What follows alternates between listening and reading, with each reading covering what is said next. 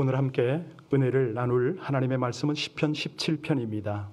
여러분 다시 한번 자리에서 일어나시겠습니까? 일어나기가 불편하신 분들은 자세를 정돈하십시오. 그리고 하나님의 말씀 시편 17편을 함께 합독으로 봉독하겠습니다. 같이 봉독하십니다. 여호와, 의의 호소를 들으소서. 나의 울부짖음에 주의하소서. 거짓되지 아니한 입술에서 나오는 나의 기도에 귀를 기울이소서. 주께서 나를 판단하시며 주의 눈으로 공평함을 살피소서.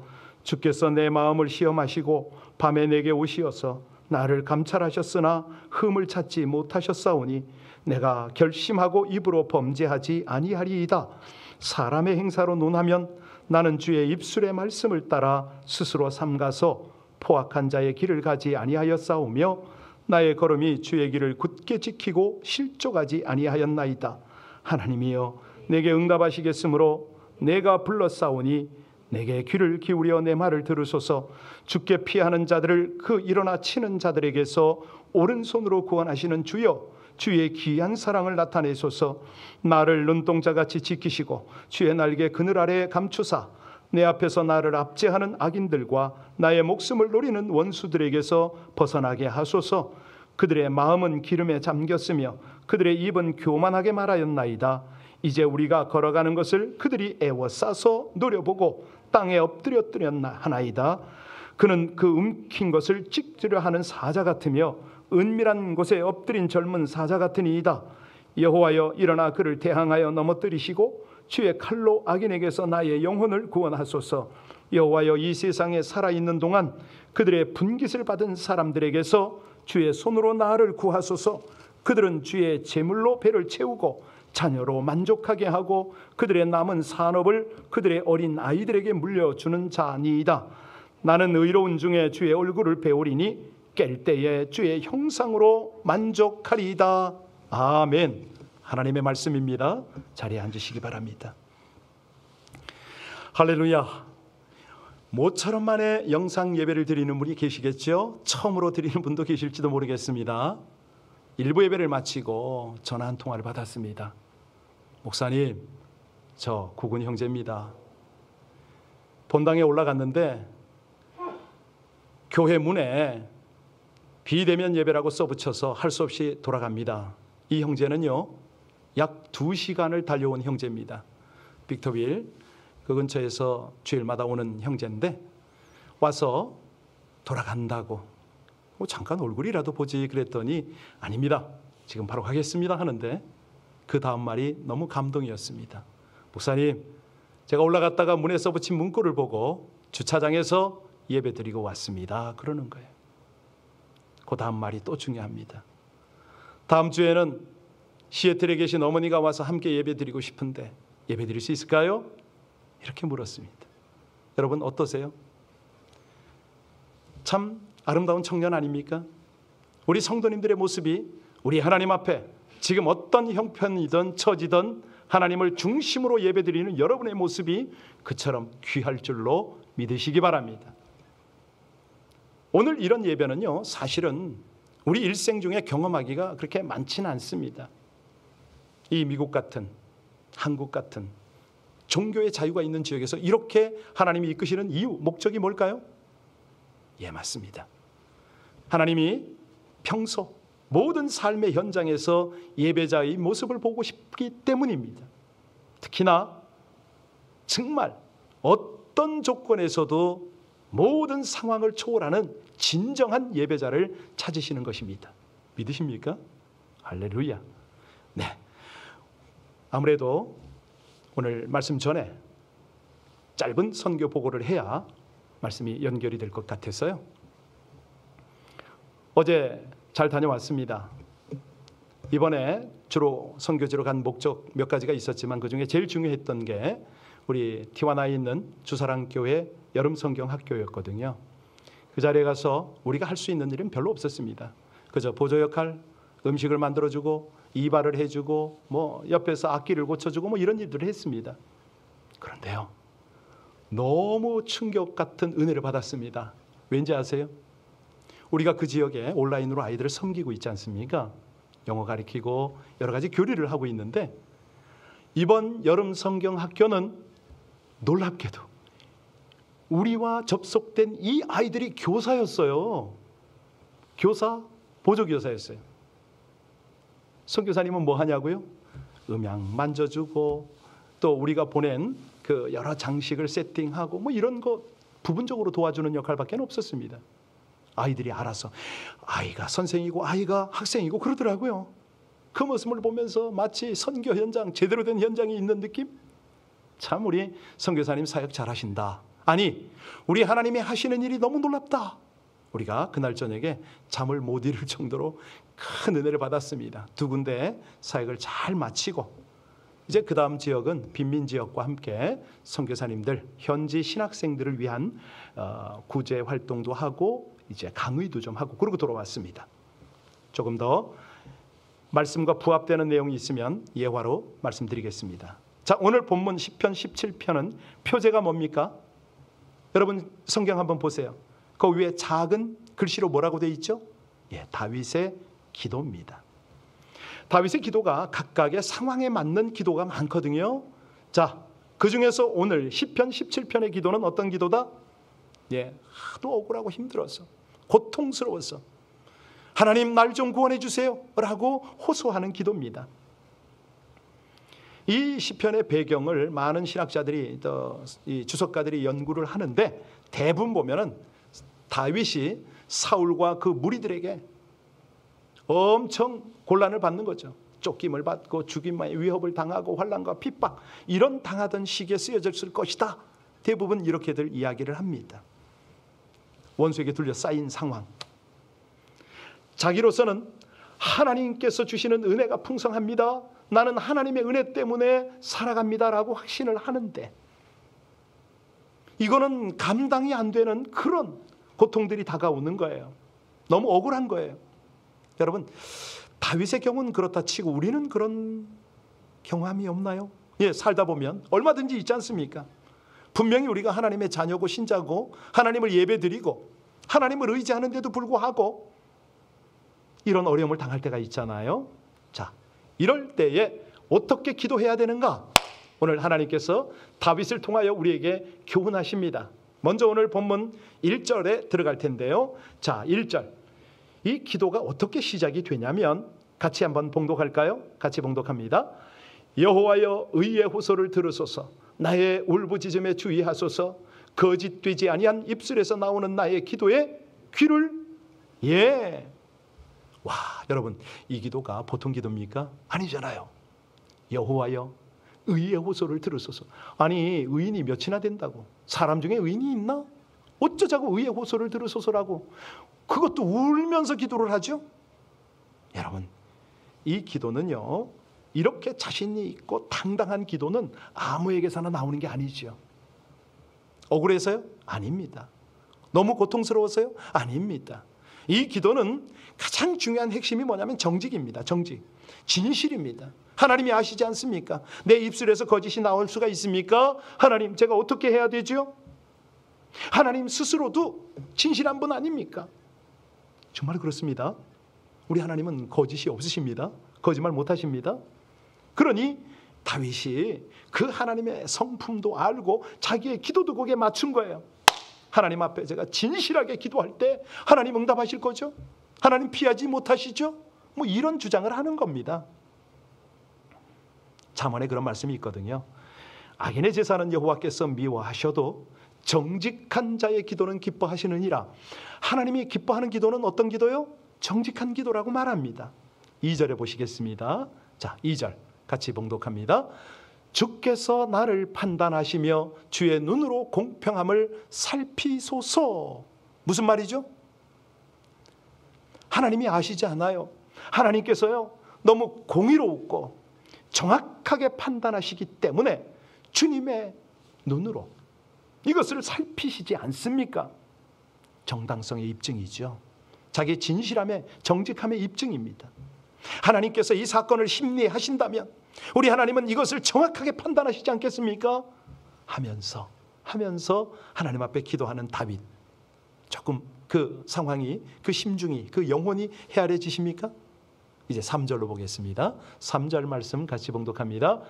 주께서 내 마음을 시험하시고 밤에 내게 오시어서 나를 감찰하셨으나 흠을 찾지 못하셨사오니 내가 결심하고 입으로 범죄하지 아니하리이다.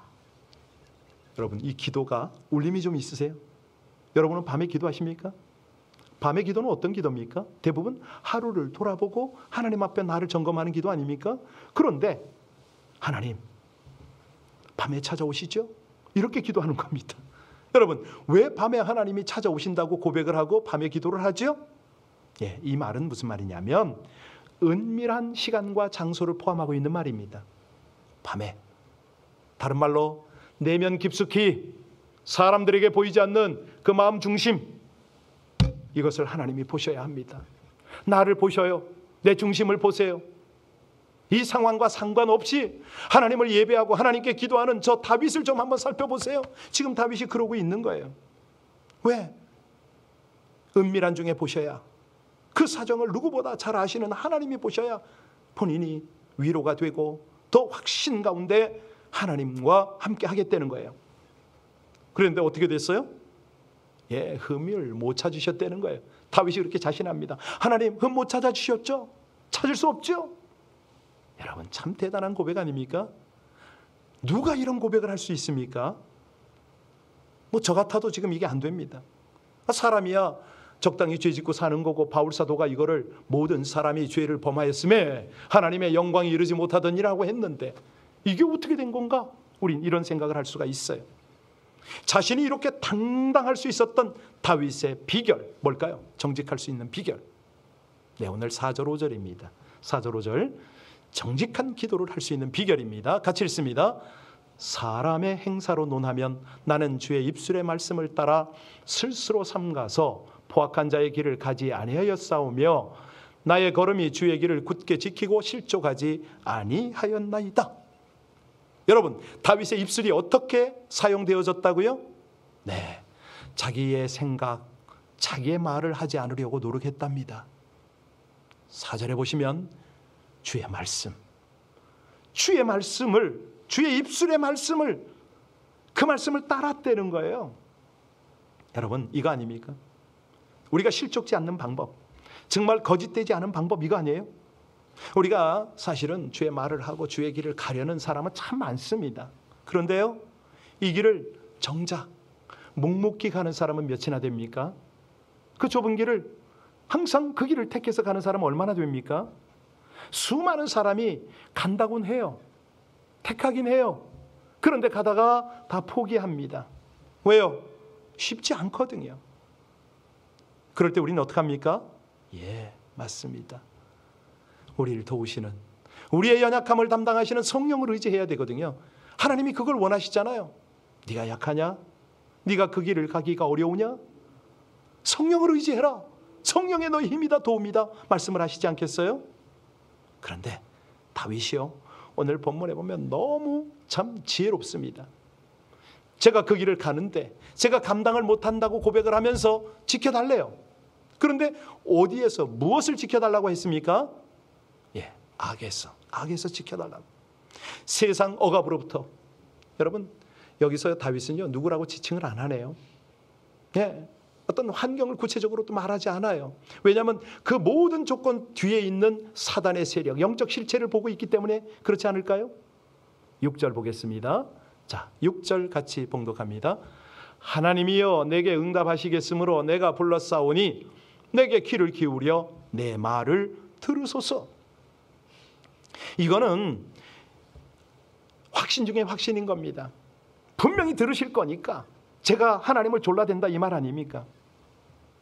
신실하신 응답을 확신하기 때문에 자신의 결백과 함께 하나님 안에서 이 기도를 하는 거죠. 여러분, 여기서 뭘 찾아요? 저는 말씀을 묵상하다가 야, 다윗의 하나님과의 관계 대단하다, 이거지 하고 깨달았습니다. 그렇잖아요? 하나님과 바른 관계로 기도를 하는 거 아닙니까? 7절에 보면 더 자세히 나와요. 7절 같이 봉독합니다. 죽게 피하는 자들을 그 일어나 치는 자들에게서 오른손으로 구원하시는 주여, 6주의 기이한 사랑을 나타내소서.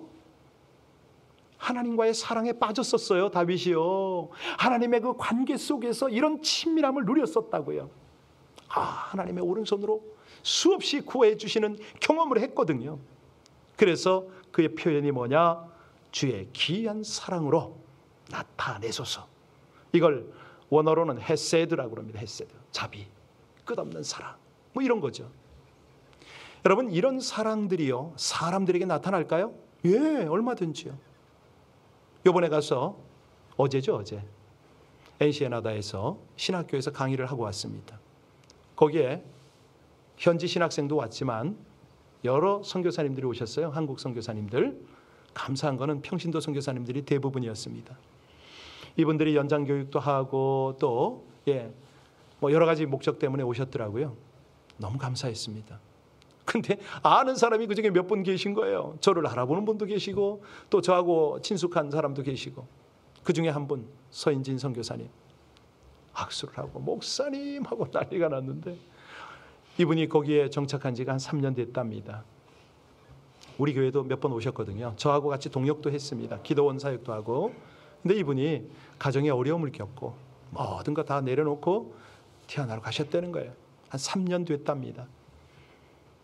사역이 뭡니까? 그랬더니 이분이요, 아무도 하지 않는 사역을 하더라고요. 그분의 사역은 그 지역에, 엔시에나다 지역입니다, 쓰레기 집화장에 사는 사람들을 도와주는 거예요. 옛날 서울의 난지도 쓰레기장 아시나요? 거기에 그런 사람들이 살았습니다. 그런데 한국과 멕시코는 또 다르죠. 너무너무 열악한가 봐요. 저한테 몇 컷을 보여줬는데 사진을 제가 좀 봤습니다마는 그 환경 속에서 그들을 섬기는데 배신을 하고 사고를 치고 뭐 이러더라고요. 그런데 이 선교사님이 거기에 같이 살아요. 같이 도와요. 사실 우리가 가져간 돈을 다 나눠드리고 얼마 되지 않아서 조금 몇 푼을 드렸는데 그게 고맙다고, 잘 사용하겠다고 그러면서 저희를 한참까지 고속도로까지 이렇게 안내를 해주고, 고속도로 입구까지 안내를 해줘서 너무 고마웠는데, 제가 이분을 보면서 그걸 느낍니다. 헤세드의 사랑. 주님의 사랑을 경험하지 못하고 주님의 사랑 속에 살지 않으면 어찌 저렇게 하겠는가. 그렇잖아요. 자기 인생도 돌보지 못하는 분인데, 자기 가족도 돌봐야 될 텐데. 그런데 그 낯설고 물설은 타향에서, 타국에서 그 어려운 영혼들 배신, 배반, 온갖 모함, 고통 속에서 그 일을 하고 있어요. 여러분, 이 하나님의 사랑을 세상 사람들이 어떻게 여길까요? 기이하게 여기겠죠. 상식적으로 이해 못하겠죠. 그런데 우리는 압니다. 어떻게 해요? 은혜라고 압니다. 우리가 세상에서요 그렇게 배신당하고 미움, 박해 다 당하고 살 수밖에 없지만은, 우리 하나님의 이 놀라운 기이한 사랑이 우리를 죽은 자 같은 세상에서 이긴 자로 변화를 시키는 거 믿으세요? 그 어려운 모든 고통과 어려운 환경 속에 있는 사람을 오히려 세워나가는 그런 어떤 놀라운 하나님의 사랑을 우리가 이 땅에서 살아갈 수가 있다는 거죠. 그런데 그게 하루 이틀이지 지속이 되냐고요? 예, 지속이 될 수 있습니다. 어떻게 해요? 8절 9절을 보시기 바랍니다. 바로 이 이유 때문에 가능합니다. 8절 9절 같이 봉독하겠습니다. 나를 눈동자같이 지키시고 주의 날개 그늘 아래에 감추사 내 앞에서 나를 압제하는 악인들과 나의 목숨을 노리는 원수들에게서 벗어나게 하소서. 여러분 8절에 보세요. 우리를 지키시는데, 하나님께서 우리 선교사님들과 우리 많은 하나님의 백성들을 지키시는데 눈동자같이 지키신다고 되어 있잖아요. 눈동자같이 그의 날개 그늘 아래 품어서. 눈이 얼마나 소중합니까? 하나님께서요 눈이 너무 소중하니까 고속 셔터를 만들어 주셨어요. 먼지가 들어오면 조그만 이물질 끼려면 타다다닥 그냥 떨어내고, 그냥 눈썹까지 달아서 그냥 물이 눈속에 들어가지 못하도록 그렇게 보호하시고 그럽니다. 하나님이 여러분을 눈동자와 같이 지키신다.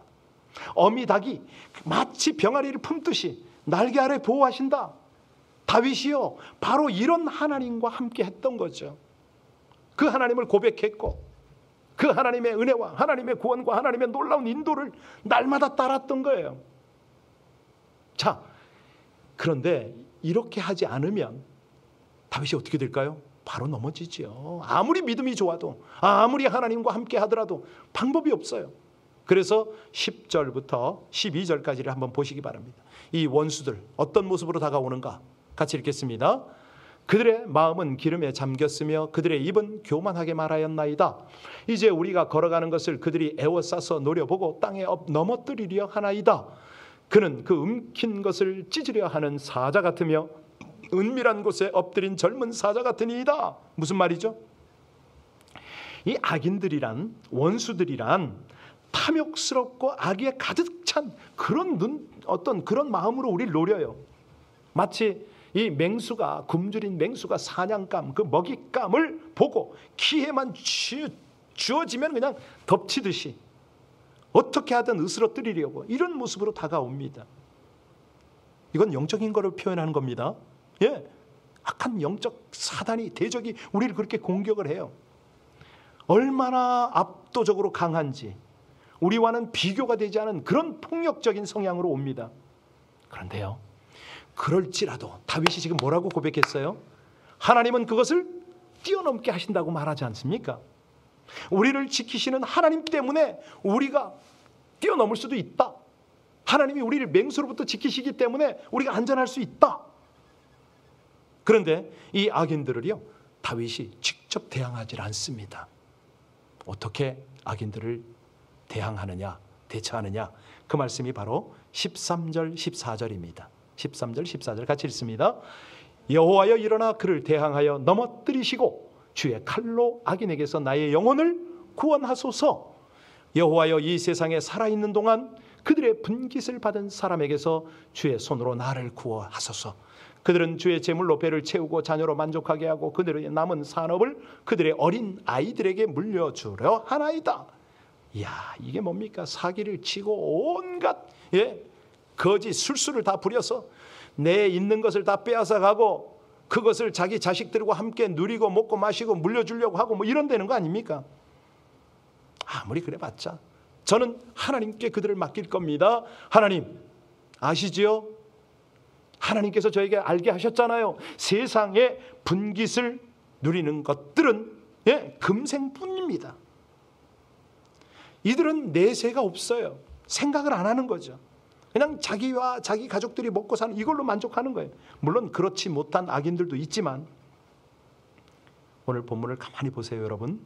저 속에 다윗의 어떤 신앙 고백이 숨어 있습니까? 잘 보셨습니다. 다윗은요, 현세만 바라보지 않습니다. 그는 미래를 바라보고 있는 거예요. 자기와 자기 후손들, 하나님께서 약속한 대로 자기를 통해서 메시아를 보내고 그 메시아의 후손과 후손들이 다 같이 나아갈 미래, 영원한 하나님 나라를 지금 보고 있는 거 아닙니까? 15절 마지막 15절 한번 보세요. 그 말이거든요. 자, 15절 같이 읽습니다. 나는 의로운 중에 주의 얼굴을 배우리니 깰 때에 주의 형상으로 만족하리이다. 여러분, 주의 얼굴을 언제 뵙는다고요? 정직한 중에, 진실한 중에, 믿음 중에 주의 얼굴을 뵙는데, 자, 뵙는데 어떻게 만족을 한다고 그랬어요? 깰 때에. 저 깰 때의 말이 무슨 말이죠? 맞습니다. 사망의 잠을 깨어서 부활하였을 때를 지금 여기서 의미하거든요. 하나님, 제가 내세에서는 악인에게 고통도 당하고 여러 가지 환경에 눌림을 당하지만 하나님 앞에 제가 부활의 몸으로 설 때는 만족할 겁니다. 영원까지 만족할 겁니다. 이 얘기 아닙니까? 그러면 여러분에게 질문하겠습니다. 오늘 말씀을 들으면서 이 예배를 통해서 여러분이 어떤 도전이 되셨습니까? 아니, 15절 말씀처럼 다윗의 이런 고백을 하실 수 있겠습니까? 내가 내 인생이 끝나는 날 하나님 앞에 설 준비가 되어 있습니까? 사실이요, 하나님은 이렇게 살기를 원하세요. 우리가 죄의 대가가 어떤 것인지를 알고 이 죄가 얼마만큼 고통스러운 건지를 알아야 된다는 거죠. 진짜 억울하고 진짜 고통은요, 죄예요, 죄. 하나님을 못 만나니까, 하나님의 구원에서 멀어졌으니까. 이거를 제대로 알면 더 이상 죄가 유혹이 되지 않습니다. 죄로 인한 억울한 고통은 하나님께 다 맡기는 거죠. 죄로 인한 비참한 결과를 알고 있기 때문에. 그래서 다윗은 결심하고 죄와 싸우며 지금 기도하고 있잖아요. 그러니까 우리 하나님의 사람들의 특징이 뭐냐면 하나님께 소망을 두는 겁니다. 영원한 미래, 영원함이 하나님께 있다고 고백을 하고 그렇게 사는 거죠.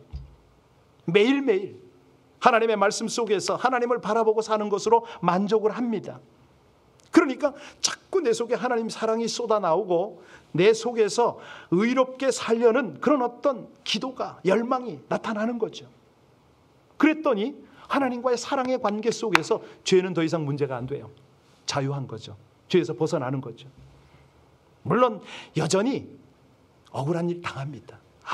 이 악인들이 끊어지지 않으니까 고통 중에 우리는 살아갈 수밖에 없습니다. 그러나 우리 앞에 악인들이 맹수처럼 아무리 강하고 폭력적이지만 더 이상 두려움은 없습니다. 왜? 나를 위해서 일하시는 전능하신 하나님이 계시니까.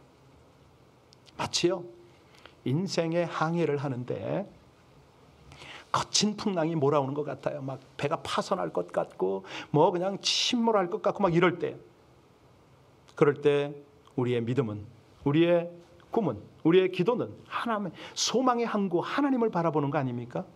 예. 여러분 오늘 본문은 우리에게 어떻게 기도하라 분명히 가르쳤어요.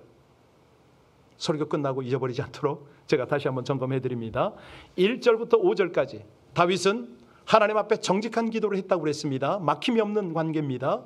진실한 기도를 했습니다. 하나님 밤에라도 와서 보세요. 제 마음 살펴보세요. 예수님도 그 얘기를 했잖아요. 누가복음 18장 9절에 보면 바리새인과 이 세리의 기도를 비교하면서 가슴 치고 우리 주님의 긍휼을 구하는 세리의 기도를 내가 응답하마 그걸 연락된다 이렇게 말씀하셨잖아요. 우리가 그렇게 다윗처럼 기도할 때 여러분은 아무리 억울한 고통 중에서도 하나님의 구원을 맛볼 줄로 믿으시기 바랍니다. 두 번째는요 6절로 9절에 보면 바른 믿음을 가지고 기도를 했습니다. 다윗은요 요동이 없는 사람입니다. 하나님의 응답을 확신한 거죠. 하나님의 사랑을 분명히 믿고 기도를 한 거죠. 예수님은요 이 기도를 주기도문으로 가르치셨어요. 악에서 구하옵소서.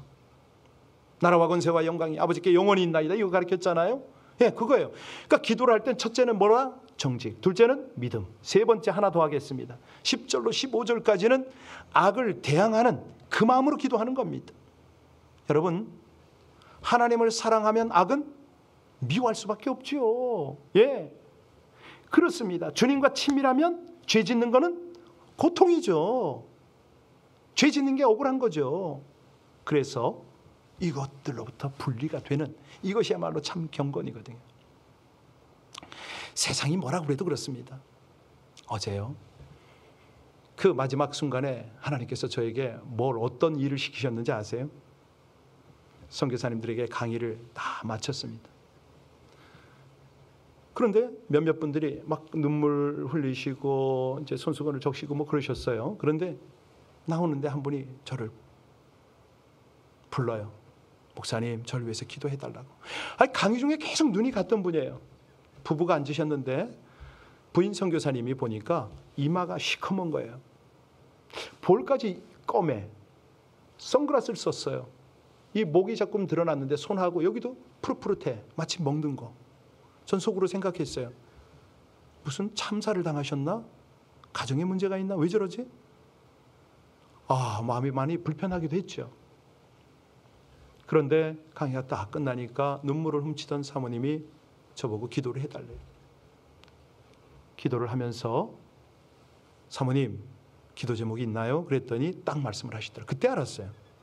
예, 제가요 여기 선교지에 와서 마지막 헌신을 하는데 3년 전부터 제 이 실핏줄 같은 게 터져서 제 몸에 이렇게 멍이 들어가고 있답니다. 고통스럽기도 하고요. 육신의 고통은 그래도 견디겠는데 제 마음에, 제 영혼의 고통이 큽니다. 이런 모습으로 현지인들에게 선교사라고 나타나고 있으니 자칫 하나님의 영광이 가려질까 봐 두렵고 제가 마음이 힘듭니다. 한두 해라면 견디겠는데.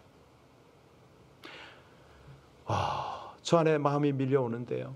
여러분, 이 억울한 고통이요, 사실은 뭐 악인들로부터 환경적으로부터 오지만은 이런 것도 있답니다. 뭐 그 선교사님 뭘 잘못했습니까? 이런 아픔을 겪어요. 성령의 감동하심을 따라 손으론과 함께 기도를 했습니다. 근데 얼마나 긍휼의 마음이, 주님의 긍휼의 마음이 저를 통해서 흘러가는지요. 저도 울고 사모님도 울고 위로의 메시지도 함께 나누고 그렇게 한참을 기도했습니다. 기도 내용이 다 생각나진 않지만 요약해드리면, 하나님, 이 여자 선교사님, 이 여성 교사님을 통해서, 저의 연약함을 통해서 영광을 나타내시기를 기뻐하시는 하나님, 고쳐주시옵소서. 그러나 바울과 같은 가시로 허락하셨다면 이 연약함을 통해서, 이 고통을 통해서 하나님의 구원이 여전히 흘러가게 해달라고, 이런 기도가 되더라고요. 마음 가운데 확신이 와요. 이 선교사님의 연약함을 통해서 일하실 하나님이 기대가 되는 거예요. 이 연약함 때문에 주님과 더욱더 친밀하게 동행하는 이 선교사님이 믿어지는 거예요. 여러분, 그렇습니다. 오늘 말씀을 마치면서요, 여러분에게도 권면합니다. 주님과 친밀한 그런 관계로 살아가시겠습니까? 다윗처럼 이런 기도 하시겠습니까? 죄에서 승리하시겠습니까? 하나님이 여러분의 기도를 응답하심을 의심하지 않고 믿으시겠습니까? 여러분, 이건요, 지금 뭐 기도 많이 하십시오, 뭐 어떻게 하든지 정의롭게 사십시오, 뭐 이거 지금 부탁하는 게 아닙니다. 하나님께서 오늘 본문을 통해서 우리에게 말씀하시는 것이 뭐죠? 그렇습니다. 친밀하자, 막힘이 없게 믿어라. 그리고 악인과 억울함과 모든 고통은 하나님께 맡겨라. 나는 믿음으로 선포하라, 이거 아닌가요? 여러분, 오늘 메시지를 받으시고 같이 그렇게 기도했으면 참 좋겠습니다. 삶의 현장에서 하나님 말씀대로 살고 말씀을 선포하고 그냥 그거 내뱉는 거죠. 그리고 헌신하고 사는 거죠. 여러분, 우리가요, 지금 이 비대면 예배를 통해서 여러분 어떤 교훈 받으세요? 전 그런 걸 깨달아요. 중국에, 회교국가에, 특히 북한 땅에 많은 성도들은 대면 예배 못 하잖아요. 그 상황 속에서 하나님을 예배하고 신앙을 지키는 하나님의 백성들을 바라보는 우리 하나님의 마음 느껴보셨나요? 여러분들이 지금 오늘 온라인 예배를 통해서 혹시라도 그들을 이해하고 그들을 품안고 기도하며 그들과 같은 영성으로 세우시는 하나님의 은혜가 여기 있다 믿어지시나요? 필요합니다. 필요합니다. 우리는 어떤 환경, 어떤 조건 속에서도 하나님의 은혜를 헤아리며 우리 하나님 앞에 구원을 찬양하고 기도해야 할 줄로 믿습니다. 오늘 아까 함께 찬양했던 나의 하나님, 나의 하나님, 다시 한번 찬양할 텐데 제가 잠시 기도하고 이 찬양하겠습니다. 아버지 하나님, 오늘도 다윗을 통해서 우리 하나님을 향하여 우리 마음에 간구를 쏟게 하심을 진심으로 감사합니다. 사실 저희가 다윗처럼 그렇게 정직하지 못합니다. 바른 믿음 가진 것도 아니고 억울하고 고통스러운 환경 속에서 하나님을 찾는 것이 아니라 원망과 불평할 때가 참으로 많습니다. 이 모습을 아시는 하나님이 지극히 크신 사랑 베푸셔서 다시 한번 자비를 베푸셔서 우리를 다듬으시고 주 앞에 바른 예배자로 세우시려고 이렇게 온라인 예배와 모든 환경을 주장하신 것 감사를 드립니다. 잘 통과하게 하시고 더 성숙하게 하시고 우리 하나님과 더욱 친밀하게 하옵소서. 예수님 이름으로 기도하옵나이다. 아멘.